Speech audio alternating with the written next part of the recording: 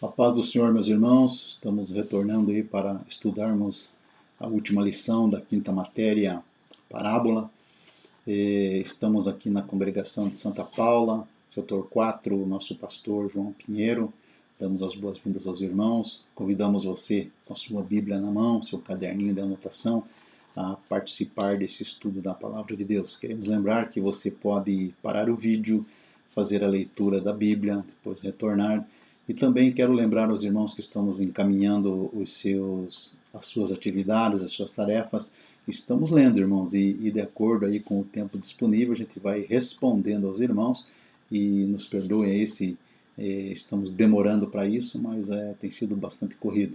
Mas Deus abençoe os irmãos, continue nesse pique, nessa vontade, nesse desejo, e o nome de Jesus seja glorificado.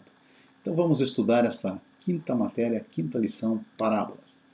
A parábola dos meninos na praça, ou também conhecida e bem mais conhecida como meninos brincando na praça, foi contada por Jesus, está no Evangelho de Mateus, capítulo 11, versículo 16 ao 19, e também no Evangelho de Lucas, capítulo 3, do versículo 31 ao 35.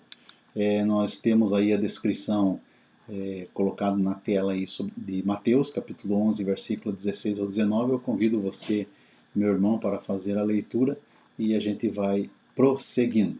Tá? Dentro do contexto da parábola dos meninos na praça, vamos lembrar que o povo judeu ele ficou em torno de 400 anos sem ouvir diretamente a voz do Senhor. Então o profeta Malaquias foi esse último profeta usado por Deus, o último livro do Antigo Testamento, e depois, por um espaço de 400 anos, ninguém se levantou e Deus não permitiu que algum profeta viesse para dizer assim diz o Senhor, né?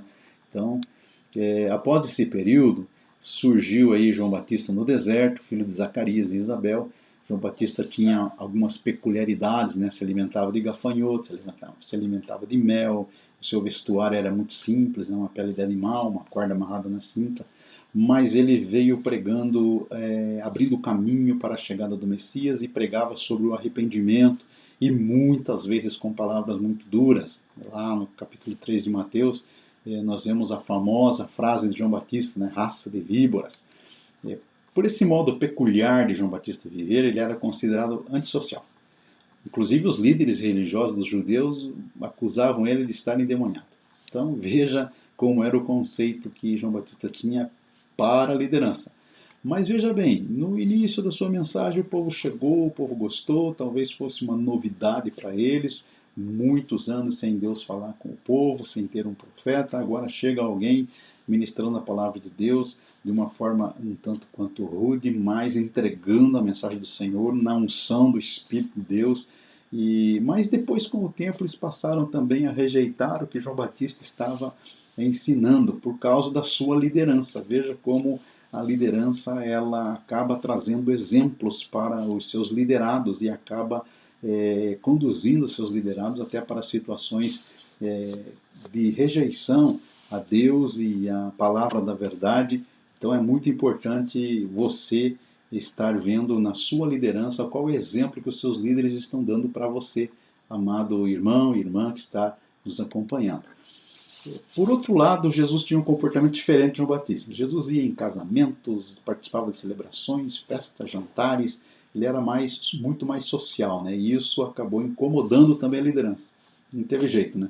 João Batista foi rejeitado por ser mais antissocial, né, na visão deles, e Jesus foi rejeitado por ser muito mais social. Acusaram ele de ser glutão e beberrão. Essa acusação, longe de ser inofensiva, né, estava implicando na descrição de um filho rebelde, e pela lei, né, um filho rebelde deveria ser apedrejado até a morte. Veja que Jesus já estava sendo perseguido desde o início do seu ministério, com o desejo deles matarem Jesus. Mas aí Jesus nos traz essa parábola e ele traz esse conceito, essa pergunta: quem assemelharei a essa geração? Eles estavam sabendo que Jesus estava falando com eles. Jesus contou essa parábola que descreve um grupo de crianças brincando numa praça. Então esta é uma cena que eles viviam ali cotidianamente, né? O relato consiste na ação de alguns meninos e meninas que queriam brincar de casamento. Eles precisavam de alguém para fazer o papel de noiva, outro para ser o noivo, outro para tocar flauta e o restante para dançar. No entanto, as crianças se recusaram a dançar. Não estavam interessadas em brincar de casamento. Mudando de brincadeira, ao invés de tocar em flauta, as crianças começaram então a entoar cantos e lamentos, representando um funeral. Agora eles estavam propondo que brincasse de enterro. Um deveria se fingir de morto e outro deveria entoar cantos de lamentações, enquanto o restante deveria chorar, como as carpideiras da época. Essa brincadeira, igual a do casamento, também não agradou. As crianças que haviam proposto as brincadeiras reclamaram. Nós tocamos flauta, vocês não dançaram, nós cantamos lamentações, vocês não choraram. E, em outras palavras, a brincadeira do casamento era alegre demais para eles e a brincadeira do funeral era triste demais. E aí, nunca estavam satisfeitos com nada. Então começa uma discussão entre eles. As crianças ficam irritadas, mostram infantilidade pertinente à idade e volúveis, inconstantes. Isso já aconteceu com todos nós, né? Vamos considerar isso mesmo. Ansiosos para brincar de uma determinada coisa, mas de repente, em questão de minutos, mudam de ideia, não querem mais brincar daquilo. E se tiver aí um grupo, já inicia uma discussão. O que estava entusiasmando as crianças muito, daqui a pouco perde o entusiasmo. E era sobre isso que Jesus estava falando. Com essa parábola, Jesus coloca ênfase no modo de vida infantil que os críticos viviam. Os críticos de Jesus e João Batista. Eles agiam de modo inconsistente, irresponsável e de forma contraditória, e muito contraditória. De modo que nunca estavam satisfeitos. Primeiro se entusiasmaram com João, mas logo se incomodaram com seu jeito duro, pouco social, com a sua mensagem severa. Depois se voltam contra o próprio Jesus e o acham sociável demais. Vai entender esse povo, né? Quanto à interpretação dessa parábola, os comentaristas basicamente defendem dois modos diferentes de interpretação. Veja bem, os comentaristas fazem isso. A primeira interpretação defende que os meninos que sugeriram as brincadeiras de casamento e funeral representam Jesus e João Batista. João Batista, funeral, Jesus, o casamento. E já as crianças que se recusaram a brincar são os judeus. A segunda interpretação é exatamente o oposto da primeira. Os meninos que sugeriram as brincadeiras são os judeus, que queriam que o João Batista fosse alegre e que Jesus se lamentasse, o oposto do que eles vieram fazendo da missão deles. Certo? Quando viram que nenhum dos dois viveu conforme a expectativa que eles tinham, então começaram a reclamar.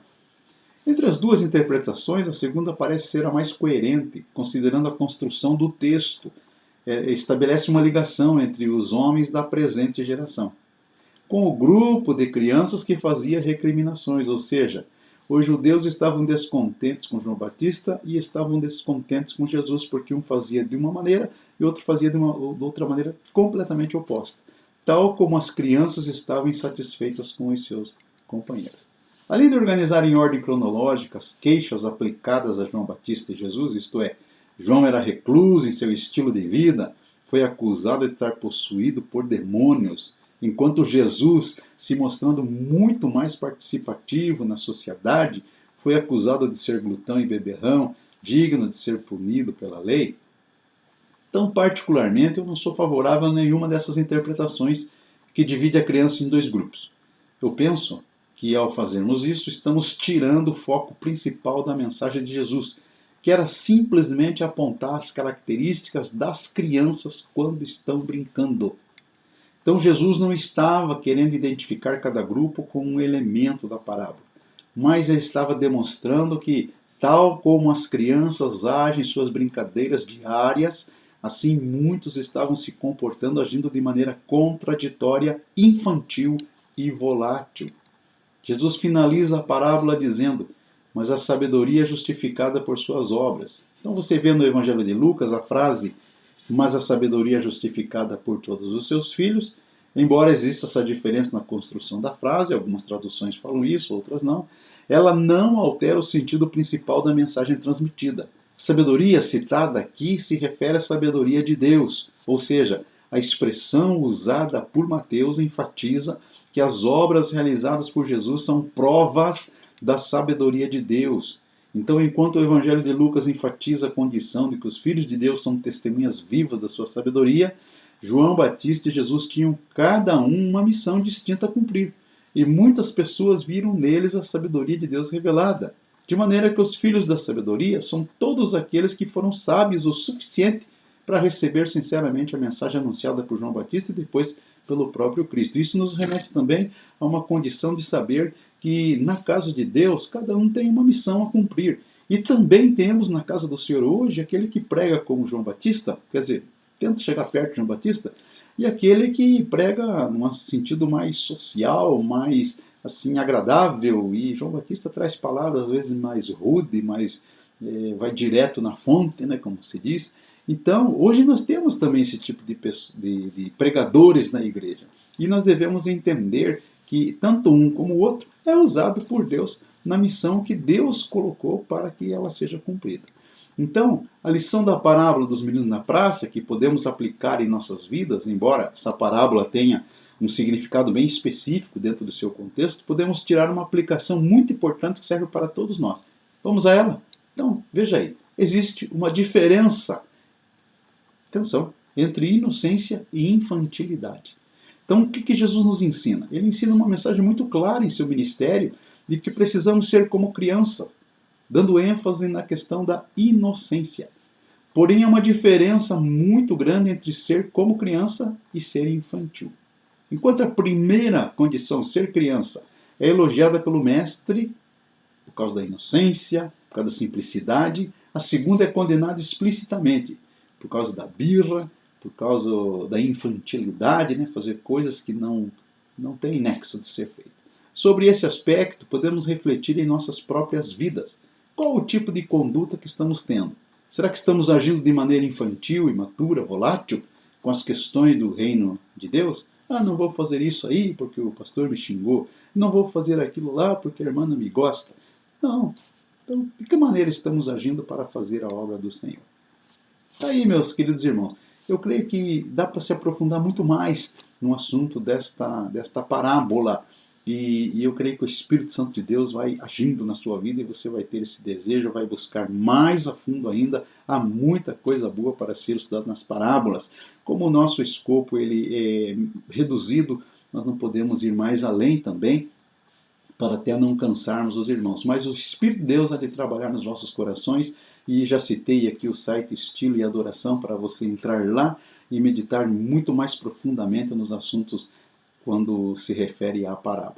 Deus abençoe você, continuamos na batalha, voltamos com a sexta matéria, Cristologia. O Senhor seja contigo para a glória do nome dele.